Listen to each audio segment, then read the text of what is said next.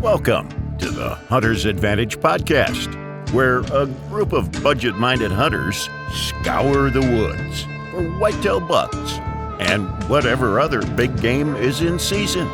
Tune in each week to hear the hilarious public and private land hunting stories and mistake-filled lessons learned. We believe that every hunt brings us closer to God and that we exist to share the good news. And now, your hosts, Christian Babcock and Jake Gaylord. Listen, guys, we wouldn't be able to do the podcast if it wasn't for you all. So we just want to say that you guys are greatly appreciated, and thank you for following along each week. And speaking of support, we are partnered with Out on a Limb Manufacturing, and I can tell you from firsthand experience, Matt and Chase are great, down-to-earth guys, and they make some of the best saddle hunting products out there. Whether you're looking for a set of climbing sticks or a mobile, lightweight, hang-on tree stand, or maybe you're even a one-sticker. You mean tree Pilates? Yes, tree Pilates. If you've been to the grocery store or the gas station lately, you know that Uncle Joe is doing his absolute worst to take all your money. That's why we need hunting gear that lasts year after year.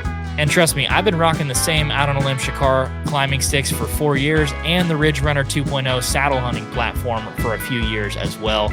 This gear is built to last. We can confidently say that Out on a Limb is the best bang for your buck. And it's the best gear if you want to deflate a big old buck. Ooh. Make sure you use code HNTA15 at outonalimbmfg.com for 15% off anything on their website. So if you can show them the same support that you guys show us, please go to outonalimbmfg.com and use code HNTA15 for 15% off at checkout. Now let's get back to the podcast. Hey everybody, welcome back to the Hunter's Advantage Truckcast, or as we usually like to call it, the Hunter's Advantage Podcast. But Gabe and I are headed to mule deer camp. We just got done with Antelope camp. You guys probably heard that our last podcast was us just preparing for Antelope and mule deer camp. So Gabe and I headed up a couple days early to hunt antelope, and then we're going to meet up with Jake and Jesse, who are hunting and going to be filming the opener. But we're in Nebraska, so nothing like 3 days of getting your butt beat by antelope. Tell me about it. What a good trip. Tough. Yeah. So what we're going to do today is just kind of recap the trip, what actually happened during the trip, and how it ended up going. So long story short is I drove up to Oklahoma and spent a night there, a couple nights there with my family. Got to see them for a little bit before I drove up to Lincoln, Nebraska to pick up Gabe on Wednesday. Well, I got to stay in Nebraska on Wednesday and test out my camping setup, which worked out pretty good, but there was one minor hiccup. Basically what happened was I got up in my tent and it was like every bit of 85 degrees outside. And this guy at this public campground kept driving back and forth. He was walking his dog, but it was so hot he didn't want to walk his dog on the leash. He used his truck to walk his dog. And so the dog was out in front of the truck, and he drove it back and forth, I kid you not, from 8 o'clock until 11:30 at night, which was so sketchy because he was driving by my truck like 15 yards away. Like, I'm down this 1 mile thing of road. He drove by me probably 20, 30 times. That's insane. I was like, man, people are in here trying to sleep, and you're trying to walk your dog for 3 hours, which was a good, funny start to the trip. Woke up, that was Tuesday night. I woke up Wednesday, went and got lunch with our buddy Joel Burham of Whitetail Fit. You guys probably seen some of his content on YouTube, whether it's deer hunting or western hunting or total archery challenge videos. He has some really cool videos on YouTube. But got breakfast with him and then picked Gabe up from Lincoln, Nebraska, and we were headed west, which it's funny because Nebraska's a pretty big state, but you don't think of it as one of those states that you can drive 8 hours across. But we got in the car and it was still like 7+ hours to where we were headed. We're like, geez. There's everything in Nebraska, like literally everything. You want sandhills, you have sandhills. You have woods, you have ag ground. They call it reservoirs here. Yep. I mean, you have everything here. It's insane. The diversity is definitely here. Yeah, pretty big state. So we drove out to western Nebraska to start our antelope trip. And I've hunted antelope in the past. I've killed a few with a rifle, bow hunted them once to no shot opportunities or success. So I kind of had a little bit of an idea of how this hunt was going to go, at least from a spot and stock perspective. But what did you think, Gabe? You'd never been out. This is probably the furthest west you've ever been, huh? Yeah, for sure. I'm an Ohio boy too, so I'm not used to any of this. But I never thought I've always heard of antelope being like, the fastest land animals but in my head, for some reason, just kind of looking at them, they kind of look dumb. Like you would think they're just not as smart. I definitely did not give them credit. And those things are like probably the hardest. I'd say the hardest for sure that I've ever hunted.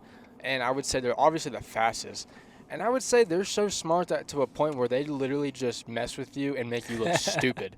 Like for example, I don't want to get into it yet. We'll wait for it. But they're some of the most curious and smartest creatures I've ever seen in my life. It's actually kind of crazy. It's funny that you say they kind of look stupid because just looking at them, you're like, oh, it's this little orange beast out on the prairie. Like, they kind of look dumb. You would never think of them as something tough to hunt. Like, it would be something you would kind of think you could just go out there and get it done. But boy, was I wrong. No, so we got out there on this public ground.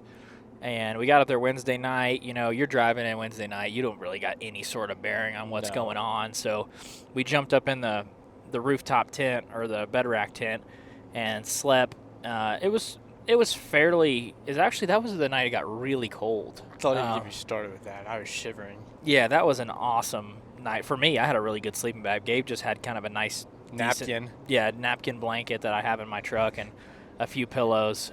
But – after sleeping in Lincoln in my rooftop tent, I realized quickly that I needed to buy more pillows. So we stopped at Walmart and got groceries, got some pillows, some toiletries, and about halfway out to where we were headed and kept going. But, man, we woke up day one, and, the thing with the antelope hunting is, you always see them.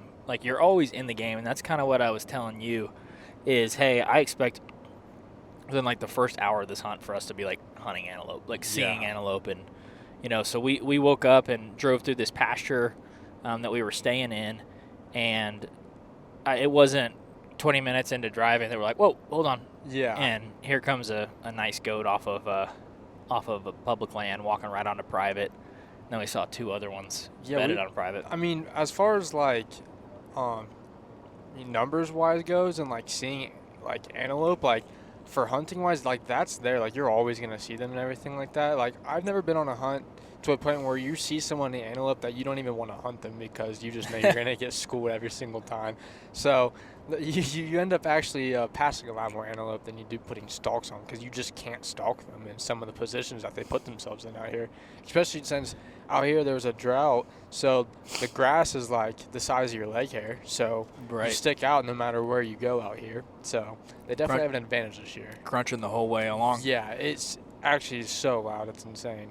Well, cactus in your feet. I forgot to mention, you guys have probably heard Gabe on the podcast previously. He's been on a couple times, but Gabe was out here filming this trip. He films a lot of his whitetail hunts and stuff in Ohio, so we flew him out to Lincoln to film this hunt, and this is the furthest west he's ever been. So I knew this was going to be a little bit of a culture shock. It's a culture shock for me, even every time I go out to the plains. You feel so small. You do. Just being able to look and you see things 15 miles away and realize, oh, there's not a gas station or anywhere to eat or anything to do for a long time. It makes you feel really, really small in the world. Especially going to sleep and you look around and you don't see a single light. Yeah. The only light is the light that you have off your phone in your headlight. That's wow. That's pretty crazy. Yeah, it's the big sky. You can look up and actually see the stars. Yeah, that's a cool thought too. Not thought, but sight. Yeah, it's really cool. So day one, we immediately got into the goats, and didn't go after any of those three that were on private. Drove up onto this big berm and looked down into kind of this little scrub brush field down by a creek, and immediately spotted 3 or 4 muley does, and we're like, oh, that's really neat. And as we were up there glassing, I actually bought a spotting scope this year, and I have a pair of 15 power binos that I had last year that I used for muley hunting. So I feel like we had pretty decent glass, and we just sitting up on that berm looking down at those muleys, and there was several antelope down in that brush, and the brush was kind of this is kind of the story of the trip, but the brush was kind of right there on that border of public and private. Like some of it was on public, some of it was on private. So we immediately jumped down into that creek system, walked behind a hill, snuck down, and got around those goats. And basically, we just ran out of public land that we could hunt them on. The closest we ever got to them was 150 from where they were on the private. And when we walked up to the border of the public, they were still probably every bit of 120 yards. They just kind of had that attitude about goats that knew they were safe. Yeah. I don't know how to describe that, but they were just like, we were standing up walking away, and they were just like, huh, okay. Well, then turns out we ended up seeing 40 more antelope in that same pasture that you couldn't see before. And that was definitely like a little spot that they felt safe, because even as we were leaving, we still seen the same 30 or 40 antelope out there. Right. There's some places out here, guys, you'll be driving, and it'll look like penned in, fenced in goats, because they just jump in fences that they know they're safe in. Actually, they don't jump, they go under. We learned that. Goats won't jump at all. But yeah, it's kind of weird. You'll just pass fields and you won't see anything, and then you'll find a pasture that is just loaded with them, and then you look and it's like, oh, that's private. Oh, that makes sense. Yeah. And they'll just be bedded in the open, like just wide open, and just not a care in the world. And also, to get into it too, they feel so safe that they'll let you get 200 yards away. Then they'll just run, half a mile in 3 seconds, and then you're like, well, shoot, I don't want to go after you. So that's talk's over. Yeah, they know how to discourage you. They do, yeah. They tease you. So we drove. We did that, and we ended up going back. There was a big piece of public that was. Well, I guess we're gonna get into it pretty quick. So we go back above the berm. As we were walking back to the truck, like there's another group of goats on the other side of the road, and one of them was just. You can tell sometimes with those young goats, like they're kind of frisky. They just like sit there and they stare at you and kind of like bow up to you in a way. It looks like they're kind of giving you a start of an attitude. So I was like, well, I had the decoy already on my bow. I'm gonna get down in this creek and walk at this goat.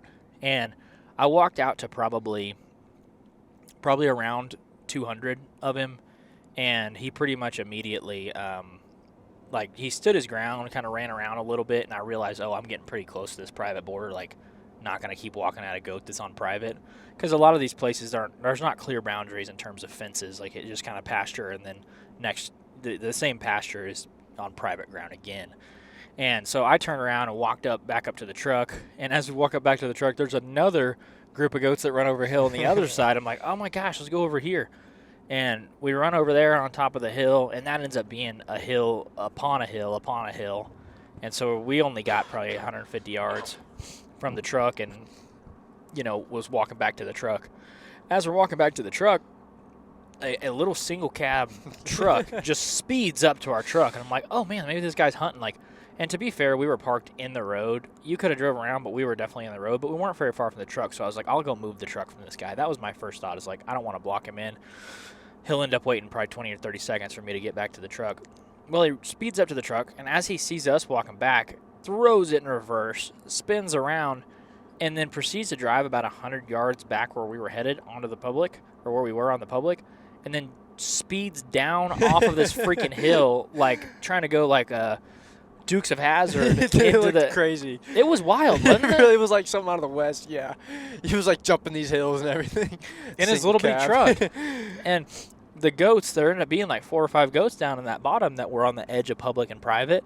And the dude just speeds into the whole group of them and runs them like half of a mile. And they kept running for well over a mile. And they ran back onto private. And we'll get into the rest of that story later. But we were like, that's kind of weird. So we got back to the truck and we were like, well, screw that. Let's leave. This guy kind of seems like a weirdo. Yeah. So we end up driving onto another piece of public, and there's these marked roads over here, and they're marked as county roads. Like, they have names. They're not trails. They have names and numbers. And so we drive across this piece of private, and up here in Nebraska, if you can't drive through it, like if it's a piece that connects public and private, or public and public, and it's private in the middle, the only way you can't drive through it is if it's posted, like no trespassing, no hunting, no through traffic, that sort of thing. And so we were like, okay, we're fine. We're just going to drive through this. And we did, and we went over there and, got on several other antelope. I went on one stock for every bit of an hour and a half, and jumped down in this bottom. Gabe stayed up at the truck, and you were filming me from the spot and scope? Yep. I got some good film with him. That was a very long stalk. Yeah, well, there was this buck out there that I don't know if he was mentally challenged or something, but he looked like he was part of the cows, like he thought he was part of them, and he just kept like walking wherever the cows went. And I was like, well, that's kind of a good thing. I can use those cows to get in between him. And I stalked up to about 400 from about a mile away, and it's crazy how far you can see out here. Crazy. Like, you can come over a hill and see a goat 1,800 yards away, and he's like locked onto you. Yep. I mean, and it makes sense. You can see people coming from miles and miles out. But so I go down and stalk on that goat. I get to about 400, and he kind of like pegs me in that grass. So I back up, drop in another creek, and I crawl to another creek, run down, pop up again, and I'm like 250. I'm like, okay. And every time I'm popping up on him, and by pop up, I mean like putting my eyes above the grass just to see where he is. Because he's in grass, it's like your lawn. Every time he's just like, I come above the little bitty piece of the berm just to try to see where he is, and I can just see him scanning it. Like, where is he? Like, where is he? And so he wouldn't catch me, and then I'd go another 100 yards, and I'd pop up, and he had like retreated a little bit. I'm like, you little sucker. Well, the last time that I do it, I come over this berm, and I see him. He's like kind of on another hill. Well, he dives off the hill around the backside, and I'm like, let's go. I take my boots off, and I kind of more or less go for like a fast walk. And as I'm fast walking over there, he pops over the hill again back on me, and he's like, got you, sucker. And he's like probably a little over 100, and he takes off running. I've got some really good footage of that goat just sprinting away from me. And he was that really nice heart buck. Oh, yeah. So beautiful buck. Stalked him for like an hour and a half. No luck. And that was kind of the name of the game. I'm trying to think where we went from there. We backed out, went to a different piece of public, at this point we're thinking every goat that we're trying to stalk is pretty much a walking goat. And a walking goat is really hard to stalk because, one, they're in open country, but two, they like travel at a pace that is unfathomable to someone who just walks. Yeah, you can't, unless you hunt them, it's really hard to describe and understand of how fast these animals really move. Like, there's no way to keep up with them. Like, there's just no way. And they'll just, we learned this too, they just like to randomly run too. Like, you think they spook them, but they'll run for 80 yards and just stop and start grazing again. Run another 80 yards and stop. It's like, what the heck? Yeah. I mean, every predator out here on the plains that is after them is probably like this tall off the ground. And so they're just like scanning the ground. If there's something out of place, they just take off running a little bit, which is the antelope was adapted. They like evolutionized around the North American jaguar. Really? There was like a North American jaguar or cougar. It's definitely a jaguar. And that's why they're so fast. That makes sense. They like adapted to be one of these animals that's just extremely fast. I think they could run up to like 60 miles an hour. Now they have to deal with coyotes. Nothing can hurt them. They just laugh. Yeah. But so like that's basically their tactic. It's like you can see them, you can put eyes on them at all times, but their tactic for getting away is just speed. Mm-hmm. And it's like these little bursts. So like their walking pace is probably 3 times what your walking pace would be. Like, I think your run would be their walking pace. And they just, like, you come over, you get a piece of topography between them, like a hill, and you're like, okay, I'm going to shoot 200 yards that way because in 3 minutes when I get up there, they're going to be there. And you get over the hill, and they're 600 yards. You're like, how? Oh, my gosh. It's such like a gut-wrenching feeling, too, because it's like you really don't know how you're going to catch up with these things.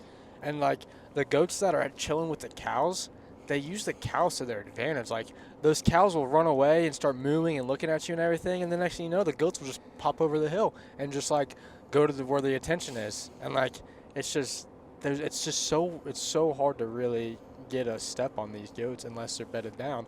But then even then, no, you're good. No, go ahead. Even if the goats are bedded down, there's no tall grass or anything, so it's really hard to get an approach. Or they have a buddy that's watching out while the other one's sleeping. Yeah, the recruits. Yeah. So I think by midday we had done, I don't know if you want to call them all stalks. We had went after 4 goats probably. Yeah. And we drive over to this separate piece of public.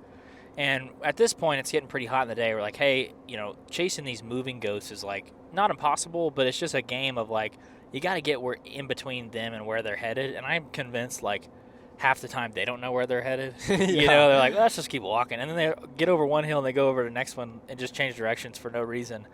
And so we get into this piece of public and there's a doe bedded, and but she's completely bedded behind a hill. We're like, that's perfect. She has her friend standing on the very top of the hill looking on both sides, and she just mad dogs us the entire way. And I'm like, oh, okay, so that's how that bedded one takes a rest, as her friend just sits there and watches.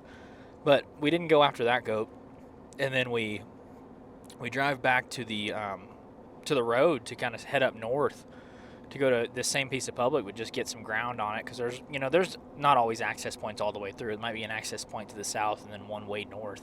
So we got to get back on the main road, and we get stopped by a game warden.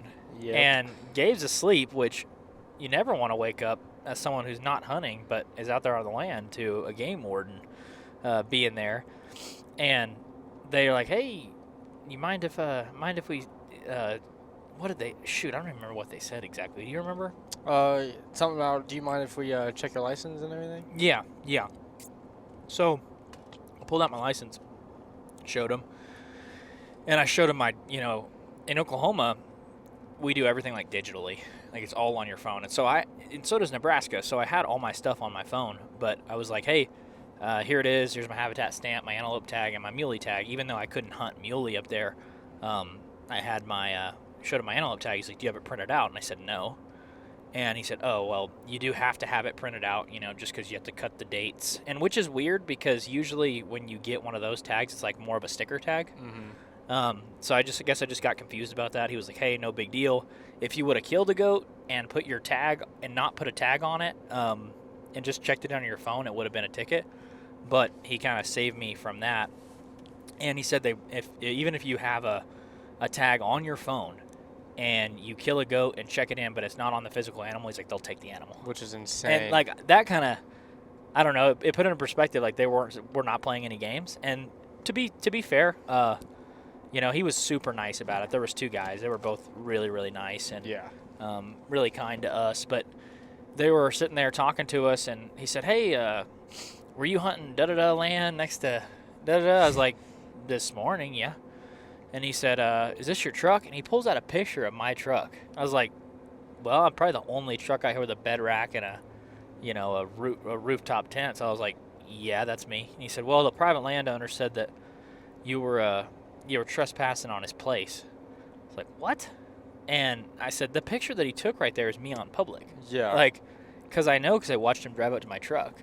And he's like, yeah, well, he said that this is when he saw you on his land. And it's like, well, I did drive across that county road to get to a different piece of public, but I said, so did 8 other people that were up there. Like we were pulling off the side of the road for other trucks to go by and do the exact same thing. Waving at people. Yeah. And I was like, did that landowner tell you that he drove down to the bottom and ran all the goats with his truck? And he's like, no, he didn't mention that. And I was like, of course he didn't mention that, which kind of rubbed me the wrong way because we're sitting there at the heat of the day where you're expecting these goats to be bedded, and we're sitting there talking to the game wardens, which are really nice guys, but we're sitting there wasting time for all intents and purposes. And this landowner calls us in, and he doesn't mention that he drove down there and ran off all the goats in his truck.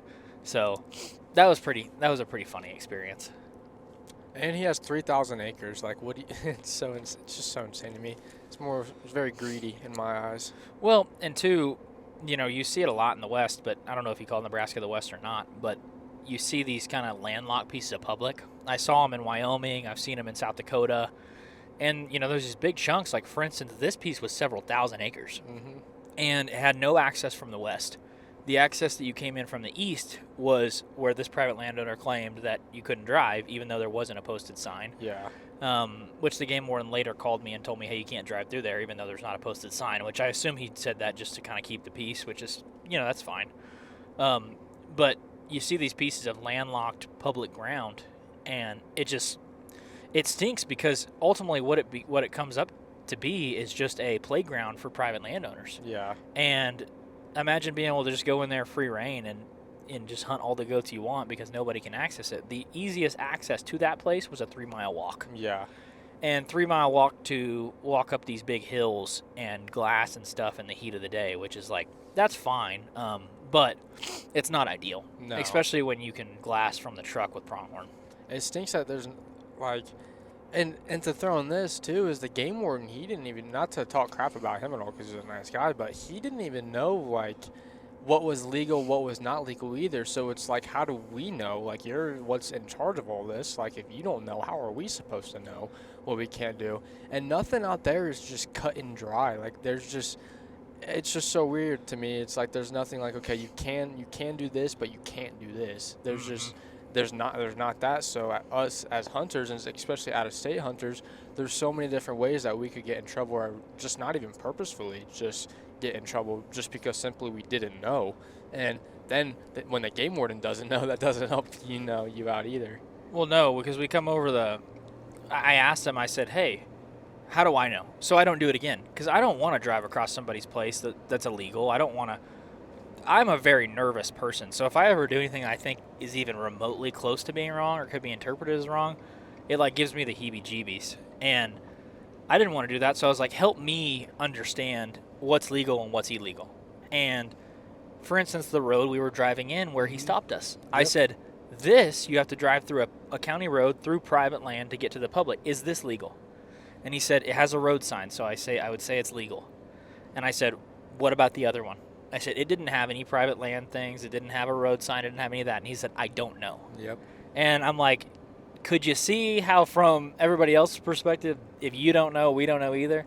And I have grace for the guy because in real estate and stuff, like there's easement by necessity and different types of easements. And Yeah. sometimes landowners are cool with some people coming through and not others, right? Like you might be a resident and they're like, cool, go ahead. You might be a Yeah. non-resident. They're like, kick rocks, right? Yeah. So we didn't know, he didn't know, and he figured it out, which I think was through talking to that private landowner, and he just trying to keep the peace. Like he said, we're just the referees, we're just trying to make everybody happy. And I was like, I get it. I'm not mad at you guys at all. And this is another reason to, as soon as you think you're not going to get checked by a game warden, you better be doing everything legit. Yeah. Because you will. And I've had, in the last month, I've been stopped fishing out on the coast with a game warden twice and stopped here. And I hadn't been stopped previously, but like once in my entire life. Yeah. And it's like, if you're going to come and hunt public land, especially if you're going to record it, you better be legit. That would be my point there. I've been stopped one other time, I think, and that's a whole other story. But let's just say that game warden gave me and my buddy his grace. We didn't do anything like illegally. We weren't poaching or anything. Actually, technically by law we were poaching by what we were doing, but we didn't know we were poaching. What were you doing? So it was, I think this would have been 2 years ago, but it was the opening day of dove season. I had never been dove hunting before in my entire life before, neither had my buddies. So we had the idea of after school, it was opening day dove season, we were going to go dove hunting. And I live in an area in Ohio that there's just public land all around me. Like I can walk to some public if I needed to. And we went to this piece of dove hunting. It was after school in the evening, and we started hunting. And, there's doves flying everywhere as soon as we pull in. So we're excited. We start shooting doves and everything. We noticed the game warden pull in. We didn't do anything. We didn't think anything of it. We had made sure, we asked my buddies, you guys have your license, everything, everyone was good. So about like 2 hours later, he approaches us and he's like, can I see, your guys' license and your, he said your guys' permit number to be hunting the piece. And we were like, what are you talking about? And he was like, well, this piece that you guys are hunting right now is a draw only for the first weekend of dove hunting. We were like, oh, shoot. Didn't know that. I'll take my ticket. Yeah. So basically, long story short, we were hunting a place that was draw only. You guys are out there like tearing doves. them up. Like, why is nobody else out here?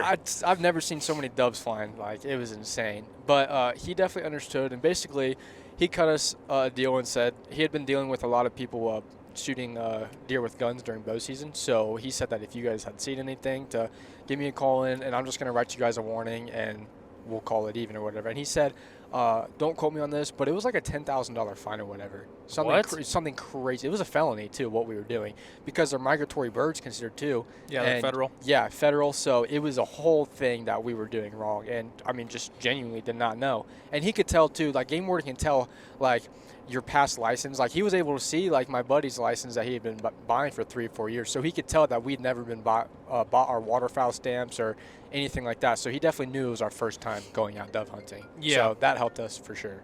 At the Hunter's Advantage, we live by the KISS slogan. You were not supposed to tell them that. No, I meant we like to keep it simple, stupid. All jokes aside, Exodus is the definition of keeping it simple. Let's say you aren't really sure what arrow setup you should run. The Exodus Arrow Builder will help you build the right arrows for your exact setup. Or if you don't have time to change those trail cam batteries in the dog days of summer, Exodus has a great selection of cell cameras and regular trail cameras, and if you pair them with one of their solar panels, you'll be set for a long while. I've shot over a dozen deer and a big old black bear in Saskatchewan with these arrows, and I trust them to fly right and get the job done. And they have something for everyone with the Exodus NIS micro diameter arrows or the Exodus MMTs. So if you want to save money on Exodus arrows, cell cameras, or anything else they got on their website, make sure to check out ExodusOutdoorGear.com and use code HA10 for 10% off. Once again, that's ExodusOutdoorGear.com, and make sure to use code HA10 for 10% off at checkout. Now let's get back to the podcast. Dude, there's a rabbit. There's like 20 of them. Yeah. Like there's like 20 little rabbits, and then you look at their little holes and their mounds, and half their holes are like in the road. And you're like, I feel bad. I'm like giving this dude a headache just driving over his house. But we drove to this little prairie dog field and jumped an antelope from the truck that was like probably 70 yards from where we were driving. He was So killable. He was just bedded in a cut. We just approached him from the wrong direction, which is a lot of what you see down there. We did that several times, just driving around and just jump one on accident.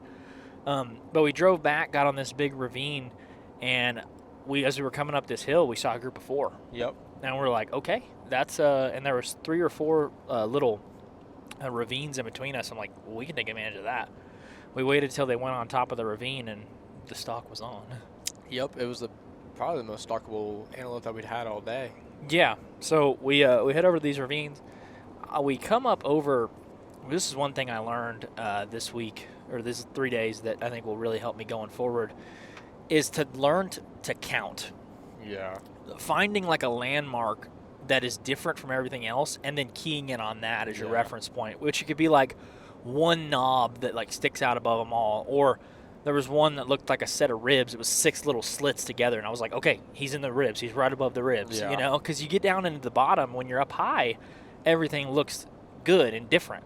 When you get down low and you start getting into the cuts, they get overwhelming and they all start looking the same. Yeah. You could even find one little patch of green grass out in a patch of yellow, and you're like, that's my reference point.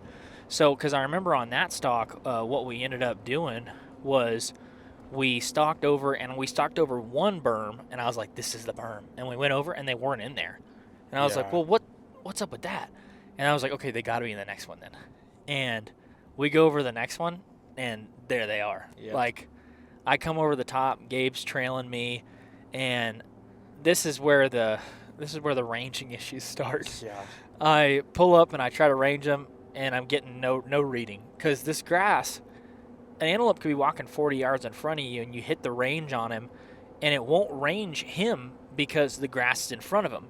And the grass is not solid enough of an object for the rangefinder to be like, okay, you know, because you usually have to hit a tree or a portion of the ground. Well, it's all kind of flowing, so the laser's not hitting it right. Yeah. And so I end up ranging a cow above him, and then I look down, and I'm like, they're pretty much in line with that cow.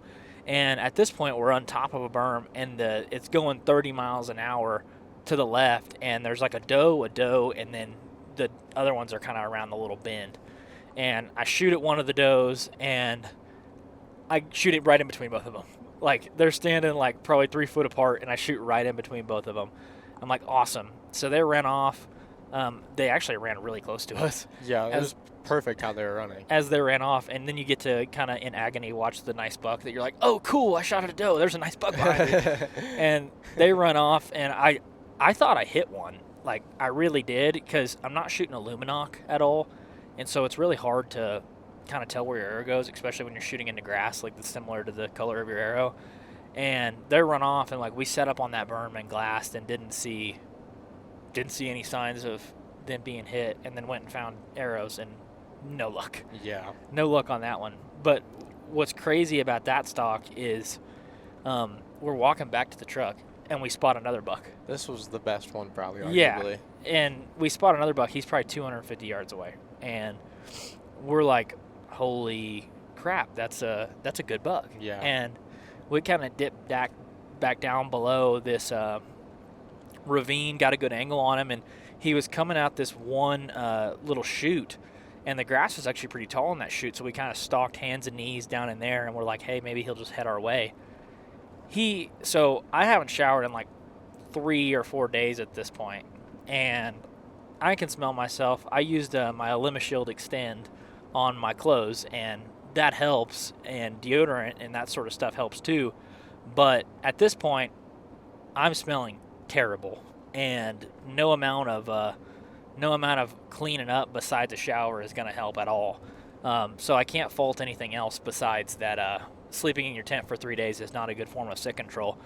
And I came over this berm, and I learned from the mist that I had 20 minutes before, and I'm like, I have to get a range. Like, if I don't get the right range, it's not going to matter. And he comes working up the finger, and he's probably going to step on us, like the direction he's coming. And I pop up to get a range, and when I did that, the wind hits below my back, and I can't get a range on him. And you just see him, and we talked about it, you've seen this with deer, like when the scent hits their nose, how that head goes up, they just look in your direction for half a second, just sprint. And this is probably some of the better footage that we got of the trip. Like, you just see me kind of try to peek above to get the range, and that wind switch, and just hit him perfectly in the nose hard. Probably both of us. It was probably the combination of both of us. And he just gets out of dodge, and we watch him run away about 120 yards away. That was the one I think that hurt the most, because I was like, that thing was probably going to come right to us. Yeah, it was picture perfect. He was on a V line to us. And I don't know what made him come our way. I don't know if it was a truck that had pulled in at the very top, but everything looked so perfect, and we were like, wow, we're about to get it done. And it definitely did not. I was literally praying, because I was like, God, I need another opportunity. And then that one comes, I'm like, wow, God wanted to upgrade me from a doe to a really nice buck. I mean, he was poking young. He was a really good buck, great mass, good length. His little forks were coming back. Great buck. And I think you end up stalking a lot of the same ones in there. Because they are everywhere. And they move quite a bit. So, like, I think you can stalk a buck and then end up stalking him again the next day. But granted, they do all kind of look pretty similar, so it's hard to kind of tell for sure. But we stalked that buck, and that was, like, pretty much a good reason to end the day on that one. So we ended up the day with a miss and a really good blown opportunity for the win, which it's like, what are you going to do? You drive 18 hours to come up and hunt antelope. Are you going to let a buck walk because you don't have the exact right wind direction? It's like, no, you're going to try to roll the dice. Mm-hmm. And that's no like a knock on, the scent control products or anything that we're using with the Limit Shield. They work great. It's just pretty hard to overcome 4 days of stink back to back to back. That's asking for an absolute miracle. And so we ended up staying probably 5 miles deep on the national forest up on that hill, popped up the tent. We made hot dogs that night? Yep, hot dogs. Hot dogs and brioche buns, which are a hack for... What do you think of the brioche buns? They're pretty good, yeah. Yeah, it's pretty good. It's like the bun you would think like when you eat like a lobster roll or something. Yeah. That's the bun. So we cooked some hot dogs, ate, and man, I will tell you, sleeping 5 miles deep in public land in a place with no light pollution, that is just peaceful. It's pretty sweet. It's awesome. You get a nice little breeze going in the tent, and you're just like home away from home. And that was a really fun day. We got probably 7 stalks in, probably got in the game twice. Right? Especially for the first day. Like, we couldn't ask for more of a better day besides having a goat tagged, but right. It was a great day. Yeah, we had a great day. Ended up pitching up the tent. Now we are in one of those cattle pastures, so at night it seemed like we got surrounded by a bunch of cows. A mob of cows, and they didn't eat our hot dogs, which they were beef franks, so they probably were like, hey, this is us. Like, we got to take these guys out. So anyways, we camped, and that was great. We woke up the next morning, fired up the jet boil, which, by the way, probably the best $80, $100 I've ever spent. Boiled some water, made some instant coffee, and then I remember, like, immediately we wake up and I'm making coffee and we see a goat on the side of the hill. Yeah, literally. That's how it went. Yeah, literally. We didn't even have our camo on yet. No. We see a goat on the side of the hill. And this goat, this is kind of where the depth perception issues come into play. When you look at the map, I don't know if you guys have ever hunted like big plains, but when you look at the map, there's not a whole lot of defining topography to like landmark. And so you look at something and you think, okay, that might be 800 yards away. Mm-hmm. And it's actually a mile. It's insane because too, like I was looking at some of these pieces. Some of these pieces in Ohio on the Onyx that would be 150 acres would be 950 acres, and it would literally look the exact same, like on the map. Yeah, it was just insane. And then we pulled up to a bush, and Christian was like, "How far you think that is?" And Yeah, this just to prove a point. And like honestly, like this was just my honest like guess. I think what did I say, 62 yards? Yeah, he said 62. And we ranged it. What was it, 132? 138 yards. And that made me sound so stupid, but like literally, it looks so close, but out there, it's so much further than you really think. It makes you feel so stupid. It really does. Because at home, you know, you have landmarks. And like you made a good point. When you're whitetail hunting, you're always ranging landmarks. That tree's 52. It becomes with that crossing, it's 38. Mm-hmm. He comes by this scrape, it's 22. And everything is close, and you can landmark it. Out there, you're like, okay, I'm looking at a bush. There's 48 bushes around it. So if I range that bush and he walks by, I don't know which bush he was by. No. And so your depth perception is way off. And so guessing on ranges, like, they look, I can tell you, when you get an antelope under 200, they look like they're in your lap. Yeah. They really do. And it's just, it gets really confusing. So we ended up stalking that antelope for all morning.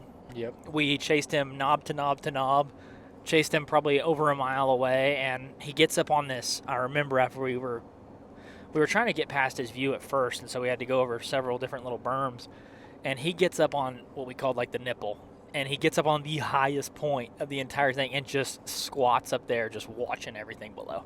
So he finally goes over the nipple after like 30 minutes of watching him, and we like sprint up there, and you stay like 100 yards back. I take my shoes off and literally go over the nipple, expecting him to be 45 yards. And I look down, and he's like 300 yards away. I'm like, how? Like, I promise you, from where I saw him to when he went over, I was there in like probably 2.5 minutes. Yeah. And he was 400 yards away. And by that time, he had worked over under the fence onto the private.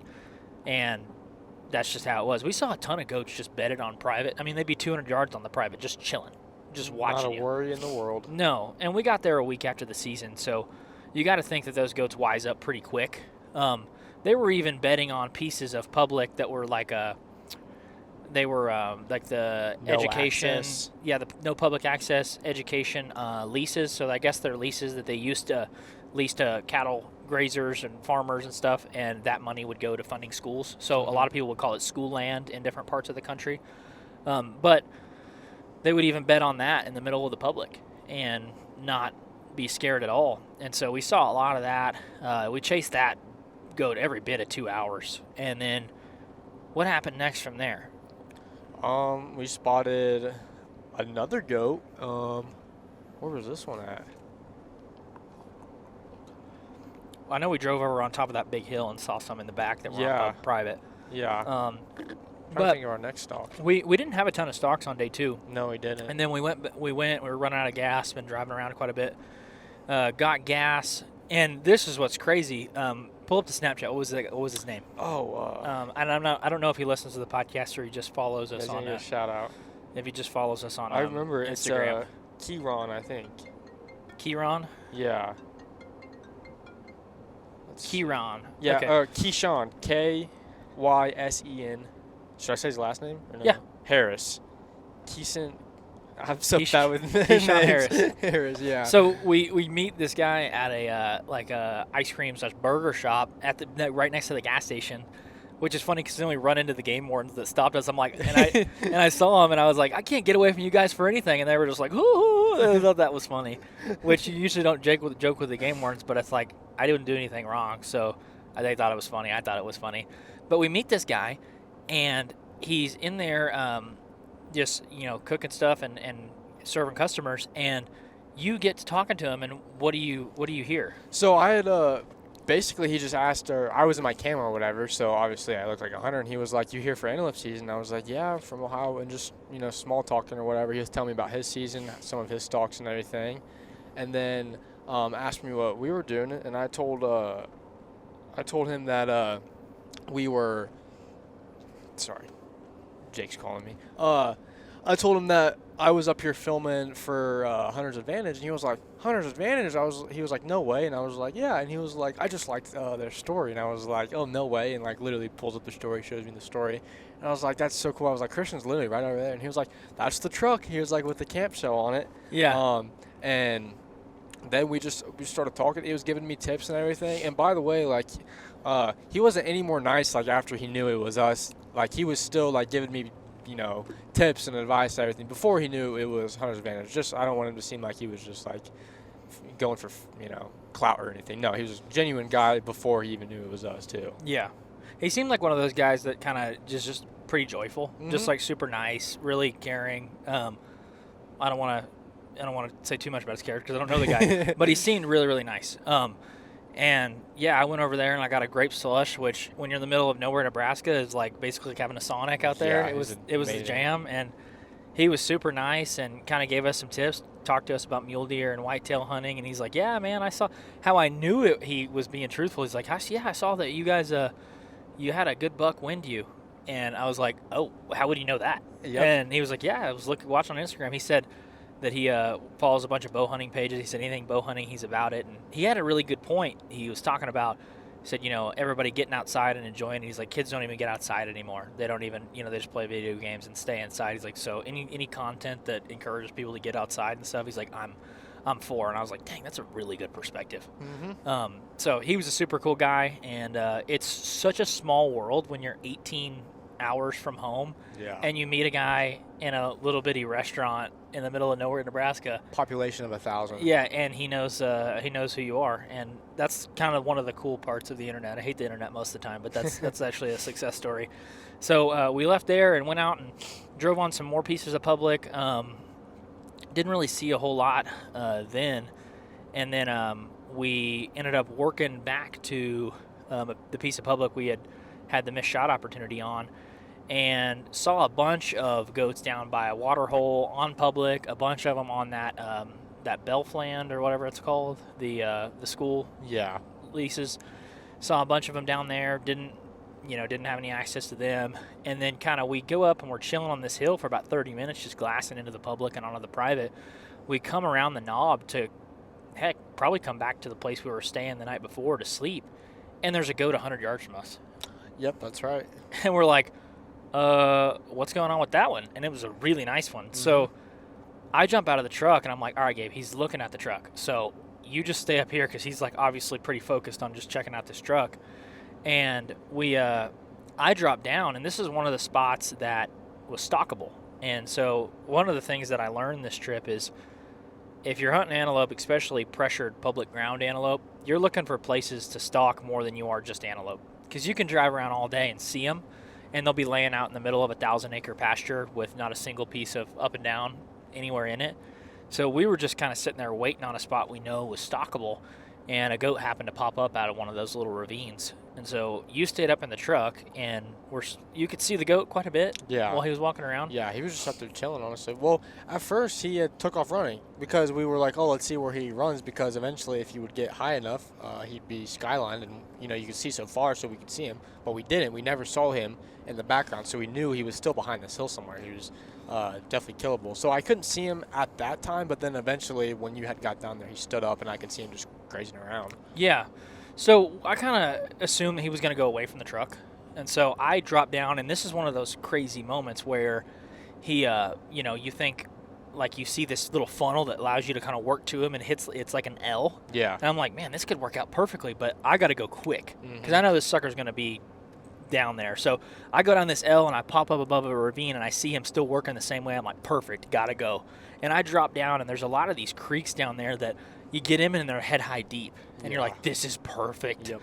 And I work up to this knob, and I eventually run out of real estate. So I'm like, well, he's either got to come by me, or because I'm in the open now if I move past any of this. So I stayed where I was, and the goat basically side hills.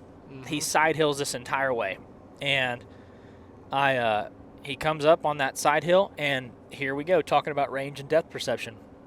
As he's side hilling, I'm trying to range him the whole time, and he looks like 50 yards away. I'm like, gosh, he's in the wide open, like he's so susceptible, and I ranged him. To put it into perspective, I range, and my rangefinder says 6 yards, and I'm like, sweet, 20 yards and up, a pin, and I'm like, that's not going to work. So I ranged this little bitty cutout in front of him, where he's walking, and that's like 77. So I'm like, okay, he's not that much farther than that.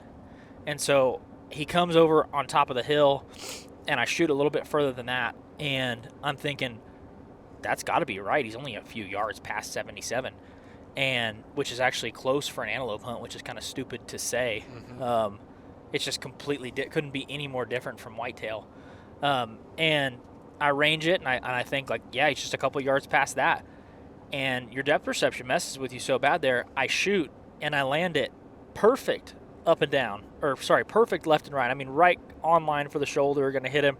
And it lands 4 feet below him, splashes up dirt in his face, and he takes off running the other way. And you saw that piece. Yeah, I should have been filming, but I was watching through the binoculars instead. So Gabe's filming up until about 10 seconds before. Literally, I filmed everything except the kill shot. I don't get it. But I couldn't see Christian. I couldn't see when he was drawing or anything. So I was just kind of filming, just hoping, just kind of guessing when he was going to shoot. And, of course, I guessed wrong and didn't get it. But it is what it is now. Yeah, so that one was one of those ones where I just kind of, chuckled. Because you shoot at one, and then you're like, okay, I thought I had that perfect, and I didn't. And I'm not a person who shoots 80 yards at a whitetail or anything like that, and I don't think there's many situations where that makes any sense. I talked to a lot of people out here this week about distances, and people had been successful and people who hadn't been. And the average shot distance from the 10 people we talked to was in between 80 and 120 yards. Yep. If you had one below 80, people were like, wow. Yeah, that's impressive. You were close. And I think, on some good access, or maybe in a place that's a little more western, that's got more topography and easier places to stalk, you would be able to get under 50 yards. But where we're hunting doesn't have the highest number of goats. There's definitely enough to get after. But I just think it's some of the more difficult antelope hunting that's out there. And the success rate is extremely low. When we talked to the game warden, there's several tens of thousands of acres, and like, hey, how many did you kill open weekend? He said 3. Yeah. I'm like, dude, how many people were out here to kill 3? Yeah. And I don't even think all those were bucks. So that's not to make an excuse. I had my shot opportunities, but it's just a really tough hunt, and you just have to understand that going in. And antelope's just tough hunting. It's pretty funny talking to other guys too, because coming from whitetail hunters, someone asks you, you see anything? No, I haven't seen anything. And anybody asks you here, you're like, yeah, I seen them right over there. And, everybody else will tell you where they are too. But, going there, those goats are not going to be there. Or it's basically good luck stalking them. There's nothing to stalk them with. So yeah. Everyone's just more funny. Everybody, the camaraderie is nicer. Everyone will talk to you and, tell you where they've been seeing goats and everything. It's kind of like everybody's getting their butt kicked. Yeah. So they're like, yeah, I saw one. He was right over there. And that, he's not going to be there. So it's like, go look for him. He's probably 2 miles that way now. Exactly. Everyone's getting their butt kicked, and it's just everyone's just having a good time. And every single one of them said that they loved it, they were enjoying it, having a great time, even though everyone was getting their butt kicked. It was just everyone was just having fun. Right. Yeah. Exactly. And we met one guy that day who he had a deadhead in the back of his truck, yeah. And we're like, what's up with that? And he said, oh, this is a roadkill one. It was out there on one of those trails, and he had just grabbed the head and ripped it off. You could tell. You could smell it from 30 yards away. It had been rotten for a long time. I didn't know he had a dead head at first, and I'd been talking to him for 5 minutes, and I thought the guy hadn't showered in 2 weeks. It was bad. It was really bad. Yeah, that was funny. And we got to walk up and actually see what an antelope had. But for the 15 or 20 people we talked to, no one had killed one that we had talked to. There had been some people that had killed them in previous years, but that guy we were talking to, he had some nose jammer that he was talking about, and he had that deadhead. And I was like, you ever killed one out here? He said, no, this is my 5th year. And he said, I've shot left, shot right, shot over him, shot under him. He said, just hadn't hit one yet. And I was like, man, if that isn't the theme of the week for antelope. they're just a tough little animal. They're smaller than a deer. They're way faster. They're shiftier. Their eyes, they got 320 degrees of eyesight. Yeah. Anything above 6 inches above the ground, they're just switched on to. It's insane. And then the grass this year. The drought. Yeah, there was a drought, and the grass was a lot smaller and crunchier. I don't know if that's a good thing or a bad thing. I would assume it's bad for stalking. So what else did we do the rest of day 2? We talked to that guy. Really nothing. We ended up putting on that stalk. He ran away, and then I ended up seeing a goat pop over the hill next to me about 100 yards from the truck. Mm-hmm. But there's nothing we could really do with that. So I think I ended up coming down and picking you up, and then didn't we just drive around a little bit more looking for some more goats for the next morning? Drove around a little bit, and I think we ended up right back where we were the night before, sleeping again, which the cows didn't give us any grief that night. But what was hilarious about that was I kind of parked on a little bit of a side hill, and the wind was ripping every bit of 30 to 40 miles an hour, and the rain fly on my tent wasn't tied down, so it was like just whipping like a flag and just hitting the side of the tent all night. So I eventually had to get out and tie it up, and gosh, it was loud. And I woke up and I was like, "Are you not hearing that?" And you're like, "I got my noise canceling headphones on." Oh, those came in handy last night. So I had to get down and put on my noise canceling headphones because I was getting beat. But no, and then we slept good. I forgot my spatula, so I used a can of Burt's Bee lotion as a spatula. We cooked 2 pounds of hamburger meat and tacos and ate like kings. Oh, yeah. And just another night under the big sky. I don't know, I was telling you driving up, a lot of what hunting has meant to me in the past has just been like very results oriented, and it's easy to say that when you don't kill one. You're like, it's not about the results, right? Yeah. But just like what you kill and how many you kill. And after killing 4 bucks last season, I was like, it's not really about how many you kill. It's kind of how you kill them and just getting to experience new things and enjoy it. And I was just super grateful every day out there because like, this is beautiful. It's different. It's new country, and like just for a few $100 we can get to go and experience something like that. Exactly. And yeah. it's freaking awesome. If you guys are anything like us, you love being in the deer woods and chasing big bucks. But there's another part of you that has that itch to chase other big game species. If you've ever dreamed of chasing black bear, mule deer, or moose, Alberta, Canada is the land of opportunity for these adventure-style hunts. Each year, hundreds of first-time visiting hunters from around the world come to Alberta for the options, quality, and accessibility that the land offers. With over 1,800 Boone and Crockett entries and endless possibilities of taking multiple species on a single trip, Alberta is truly a paradise for a big game hunter. This is why we partnered up with the Alberta Professional Outfitters Society. To check it out, go to apos.ab.ca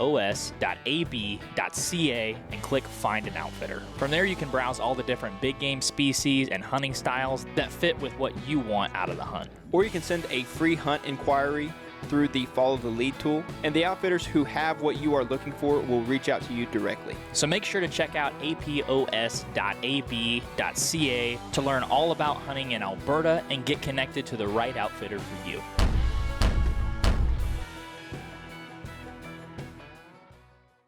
I wanted to share this because I'm sure there's a lot of people out here that don't think of it this way, and this really opened my eyes. I seen this like a couple weeks ago. I don't know where I read it or anything, but going into this season, like after when you guys harvest your animals, go into it thinking, that you're the first person on this earth that's ever laid your hands on that animal. So, give it the respect that it deserves and everything. So, and I don't know, thinking of that is just kind of like, it really set me back because it is true. Like, most of the animals that we're harvesting, unless you're hunting in the city, like, those animals have never been messed with humans before. So, the first human interaction will be you and that animal. So, respect it. So, that's opened my eyes a lot for this season. Not saying I've disrespected any of my animals or anything, but just that really opened my eyes too on a new perspective of hunting for this season. Yeah, and I think for me, I posted recently, and a lot of people maybe not have seen it because of my personal. I put it on my personal page and not HA, but Lauren and I have a 3.5. Like Lauren's 3.5 months pregnant, and we have a boy on the way. Yeah, little hunter. It's okay. I kind of wanted a huntress, but a hunter will work. Don't lie. I wanted a boy, and I really don't care, to be honest with you. But we got a little boy on the way, and it's just like focusing back on what really matters, which is like faith and family and friends and just enjoying things, because half the time before I would go hunting, I wouldn't even enjoy it, right? My mind would be somewhere else, or I'd be focused on if I can't get this done, and or it's not a success on a trip if I don't bring something home. And we're driving away after 3 days of antelope hunting with nothing less in the truck, no more antelope in the truck than when we showed up, but it was freaking awesome. I'd say it was one of the most fun hunting trips I've had, honestly, just chasing them. Yeah, and it's just starting. We're headed to mule deer camp. Mm-hmm. It's there's people that are sitting at work and living vicariously through people who are hunting and podcasting, just having the ability to have jobs where you can go and hunt something in the middle of the week and take time off. I don't know, it's just maybe I'm soft because my estrogen is rising, becoming a dad or something, but it just puts it all into perspective. It just makes you really grateful for what you have, and this trip was definitely that, and it's cool just to get to go see new places, and it was really fun. So day 3, I mean, every day I woke up, just getting hydrated. I actually got pretty good sleep most nights in the tent. It's a heck of a lot better than sleeping in the truck, like we've done in the past. What did you think of the tent versus sleeping in the truck like we did last year? Oh, my back doesn't feel like it. Just the pain. That's number one. But it wasn't bad. Day 3 was definitely my best sleep. The first 2 nights first night freezing cold. I was shivering. I genuinely thought I was about to die. Day 2, what was that? Oh, I just didn't bring my blanket up, so I slept with a towel. Day 2, stud. and then day 3, I slept like a baby. Sleep in the high winds. Yeah, asleep. That was our song. Every time we'd sing he sleeps like a baby. That's Zach Top, isn't it? Yeah. I Never Lie. Yep. Yeah. That was our anthem for the trip. But we woke up day 3, just super grateful to get to chase these suckers. And when you get to watch them run away for a mile after you shoot at one and miss, you're just you little sucker. Mm-hmm. It's like playing a chess game that you kind of felt like you were in the game, but you never were. They're just kind of laughing at you and toying with you. So that happened, and then day 3 woke up, got some coffee, got some good sleep after we got the tent tied down a little more, and we really drove around for several hours and didn't see jack diddly squat. A lot more people out. It was the start of the weekend. A lot more people ran into out. A lot more people. Yeah, a lot more people out. Similar experience. And what's funny about goat hunting, especially on public land where there's a lot of other people hunting, is the people push around the goats more than the goats just walk around. For sure. They're getting pushed around constantly. They can be on one hill, truck comes over, they see it, they take off running, and then you're on your hill oh, here they come, what the heck? And so you got to worry about that a lot. So we drove around, and I don't think we ever saw a goat on public this morning besides the last one that we stalked. No. So we pull into the place we camped the first night, and there's a goat 300 yards away, just sitting on the hill. And we're oh, holy crap! Yeah. And this is one of the most easily stockable goats we had seen all week. I'm man, maybe God's going to lay one on my lap right here. Yeah. And so Gabe stayed back at the truck, and honestly, for good reason now, because you had to ward off. How many people tried to come in while I was hunting? I think two trucks, maybe 3, but there was we were parked like we just said. It was, right when you pull into the public or whatever, there's a fence, and we noticed a goat right there. So we just pulled right off into this ditch where he couldn't see us. Yeah, couldn't see. Well, I don't know, 20, 30 minutes into the stalk or whatever, truck pulls in, and he gets past the truck, and I hop out, I run up there, wave him down, and he rolls the window, and I was my buddy's out there, he's doing a stalk right now by that fence. He was oh, no worries, man. He was good luck, I'll turn around right now. So he turned around or whatever, and then I think another 15, 20 minutes goes by, and another truck pulls back. I flag him down too, and I was same thing, my buddy's on a stalk right now. He was totally no worries, we'll get out of your guys' hair. And so that was super nice, great people. They definitely could have just been oh no, screw you guys are at the front of the public, oh, I'm driving past you guys. But no, they great people. They turned around and actually one of them ended up coming back and asked us how the stalk ended up going. Yeah. Well, it was funny because 80% of the people we saw out there were Nebraska residents, and all of them were super cool, super nice, really friendly, offered up advice for people that had killed before. And we actually drove up on a piece of public that was about 5,000 acres, and there was a guy parked right off the road, and he was hunting a watering hole Yep. 80 yards from the road, and we're dang, what the heck? He's kind of landlocking a bunch of public here. And it was cool because you just saw people pulling in there realizing he was in there and turning right around. Yeah, like you don't see that Like, back home where I'm from. No, like most people, you hunt whitetail, it's like, dude, I'll drive my 4-wheeler over the bottom of your stand if I can. Yeah. Here, like, people were so courteous. Like, they would see that there's someone in there hunting, and they didn't want to mess it up. They knew, I think it's probably because they know how hard it is. Yeah. You don't want to be sitting there all day on a stalk and then somebody drive in and mess it up. And if I see a truck, I was getting weary. I'm like, am I effing up somebody's stalk? Yeah, You know, yeah. like, so people were really nice and courteous. And so they were staying back on my stalk. And what I ended up doing was there was a really intricate, like, deep creek system. And I dropped back behind the truck, dove into that, and probably went several hundred yards. And what was crazy is as I'm walking down this creek, I just hear something bust out. I'm like, what the heck is that? 2 mule deer does and a velvet, probably 6-point, jump out. And he runs up like a typical mule deer does, runs up, bounds out to 80, stops on the top of the hill and just like looks at me. And I pull out my rangefinder to range him and watch him for a few seconds. And he still just stands there and ends up bounding off. And I'm thinking at that point, oh crap, these things are going to blow and like the antelope are gone. Yeah. Well, I walked up to where those deer kind of busted out, and there was just this little cut that walked up into this field. And I got up on top, and I realized like there was 5 antelope bedded in this one little brush patch, and just a little green brush patch with they're not sunflowers, but they look like kind of like just yellow flowers you'd see in your yard. And that's very different than just the normal plains grass. So I see them in there. I'm like, okay, they're still 250 yards away, and I run out of stalking real estate. Like, I'm kind of at the end of the road here. So I'm like, what are we going to do? So I hand and knee crawl probably 60 yards to get to a big bush where I can kind of glass, and just all I can see is their heads in the grass. And so I'm like, okay, I don't really know what I'm going to do here. And I know we're leaving this evening. So I'm like, well, it's kind of nut up or shut up time. So I immediately get down. I take off my binos, and so I'm not dragging them on the ground, and I just inchworm my entire way another over 100 plus yards, and I'm inchworming, and like my shoulders are just beating. At one point, I rolled to my left a little bit into a cactus, and it like one of them stuck me in the thigh, and I was like, and I rolled back the other way, and I felt it come out of my leg. I was like, oh, thank God.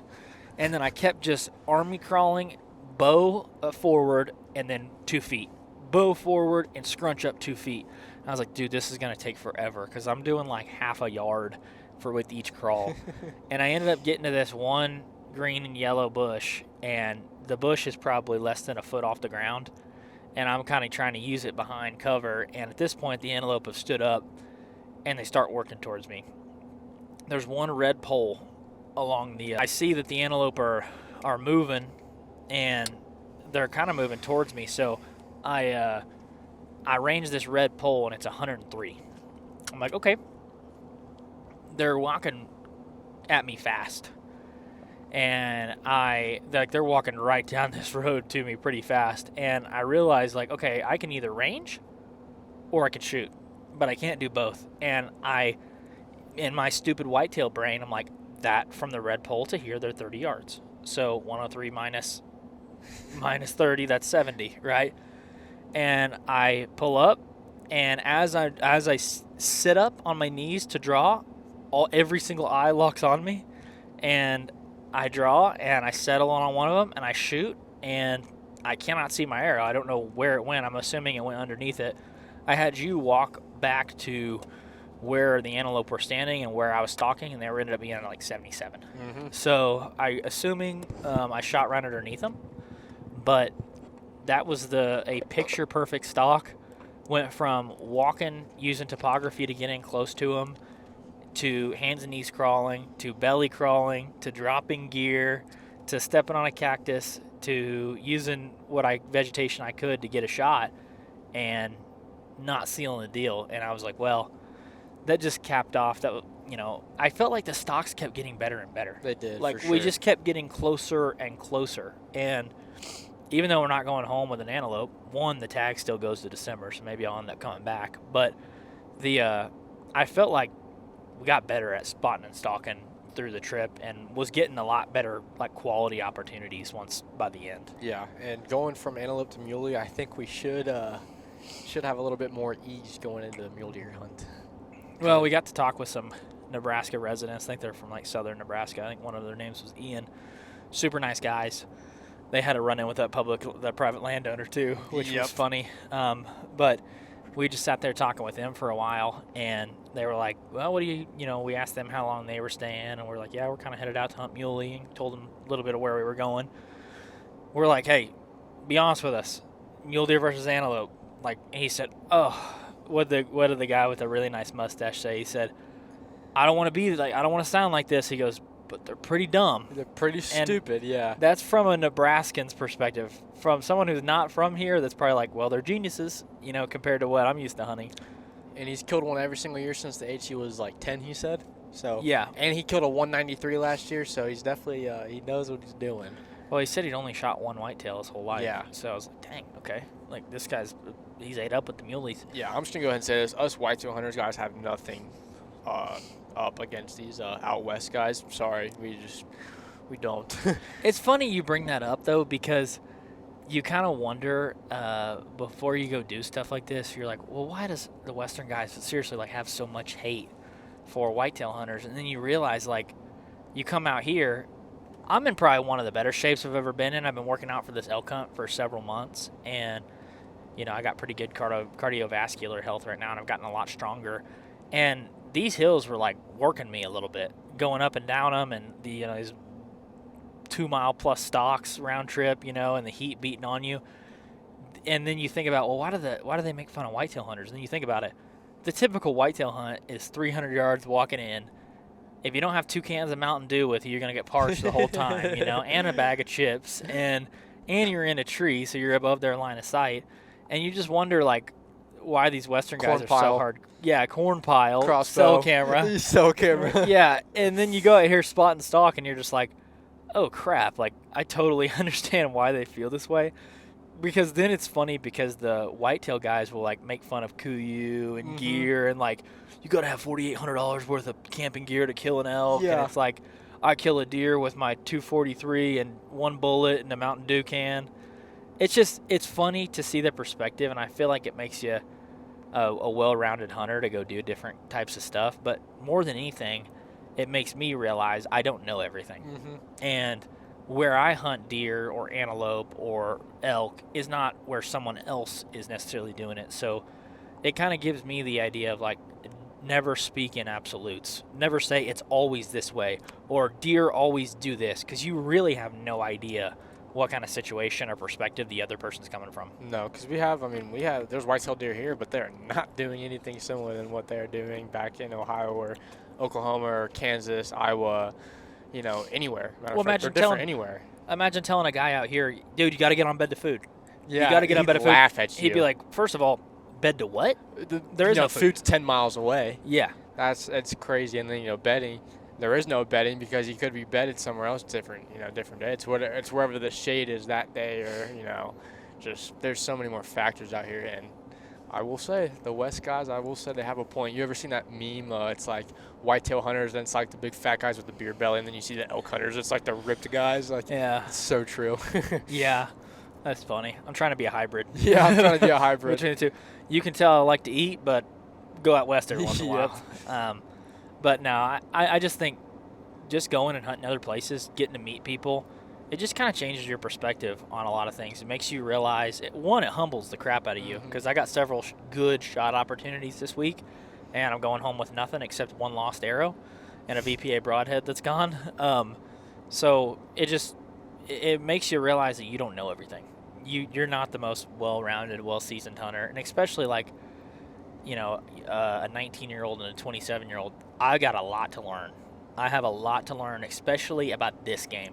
Yeah. I feel pretty confident, hunting whitetails in different places because they're still a deer. But then you realize they come out here and you're like, same species, but different animal. A different animal, different beast, right? Yeah. And I'm sure these pronghorn are different than ones in western Colorado. Wyoming, yeah. Anything. Or eastern Colorado, sorry. Wyoming, yeah. Montana, they're all different. Even though they're the same thing, they're all really, really different. Yeah, they adapt to different things, all of them. it's kind of crazy. You think about it. Like, you could have a mule deer in the panhandle of Oklahoma, and then you could have one in Nevada. Yeah. And you're like, those things are 1,000 miles apart, but they're still the same thing. Mm-hmm. The same whitetail that we're hunting in South Texas are also whitetail in Maine. Different size, different everything, features. Like, right? it's so cool.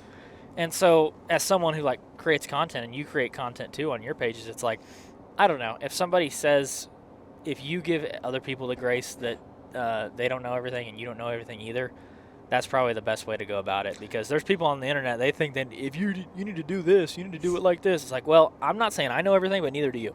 Yeah, they can't. They don't know how to accept that. That's for sure. Don't get me started with that, because I like to reply to everything. Yeah, you'll get over that. You'll get over that. But man, it was I don't know if you'd call this out west. It feels out west to me. That's pretty. It's Western boys to me. It's pretty Western. I was an Ohio boy. We weren't too far from South Dakota, and we weren't too far from Wyoming. So when I'm 6 hours from the nearest Dollar General, it's Western. Yeah, we're getting Western with it. So we had a really good antelope camp. Got to spend a few nights under the big sky, no light pollution. Got to chase antelope around, and I can tell you, I will definitely be back. Yeah. If not this season, then next. But you notice this? You notice there's like not a lot of bugs out here. It's kind of nice. Like, there's like flies and stuff, but like you don't have like this. You're not eating spider webs and ticks and mosquitoes everywhere. Like, it was pretty nice. They can't honestly. survive. Yeah, it was nice, honestly. Yep, it makes you realize you're not very big in the world. You come out here. It does. Especially Hooker County. You see that?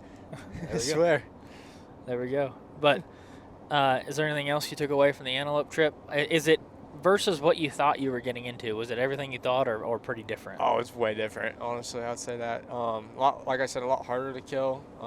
I mean, I'd say, I don't know what, besides like a mountain goat or anything like that, something that like you're really climbing elevation in like Alaska or something like that, I don't know what else would be more harder to hunt in North America than a speed goat, honestly.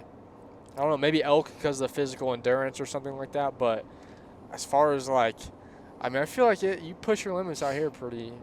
I mean, I feel like, I'll say this too, it comes down to luck out here too. Like, if you have good luck, like, you'll probably get one done. But I had good luck and I didn't get that done. True. We might just suck. Well, you hear people say like, "Oh, the antelope are the hardest animal to spot and stalk with a bow," and it's kind of easy to say headed back with some tag soup in your pocket. It's really easy to start making your hunts the hardest hunts, right? Yeah. But you know, the reality is, like, in a lot of places that I go hunt public, especially for deer, it might take me 2 or 3 years to figure out a place to understand where I can kill a good buck, right? Yeah, absolutely. These trips, it's like, I feel like it's still the same thing. Coming out and getting it done at your first go-around is definitely possible because I had shot opportunities where I could have got it done. But it's just, like, I feel like you can build on it. Mm-hmm. Similar to what we're doing right now to headed to muley camp, we're setting up on something that we figured out last year, right? Yeah. And didn't get it done. So it's like, I think you got to take sort of a long-term approach with this sort of stuff, especially things that are out of your element. Like, most people that listen to this podcast are whitetail hunters. They could probably give a hoot about an antelope. But if you want to, get better and start hunting some of these Western game, I feel like it's something you kind of just have to commit to and just take your licks, similar to like you did growing up whitetail hunting, and just keep giving it a shot. For sure. And I would say too, like, if you guys are thinking about doing an antelope hunt, like, honestly, like, I never wanted to do an antelope hunt. it was not on my list of animal I wanted to hunt. But actually, in coming and doing it, like I said, I never really wanted to do an antelope before. Like, I want to come back next year and like hunt one of these, because like after coming and getting your butt kicked, first of all, it determines you even more. You want to go back and get it done just for that satisfaction. And like, there was guys that we ran into, they hadn't killed an antelope. They've been doing it for 5 years and still never doing it. But they just have fun doing it. And that's what it is. That's what I would tell you guys, too. If you guys were thinking about doing it, definitely come out here and do it. First of all, the numbers are here. You're going to see animal. You don't have to worry about going a whole week and not seeing anything. Like, you're going to come here. You're going to see antelope. You're going to put on stalks. You're going to, you're going to have a fun time. It's just hard. And, like, I feel like if you get it done, it's going to be that much more rewarding. And don't come here if you can't shoot 90 yards. I'll tell you that. Yeah, that sucks.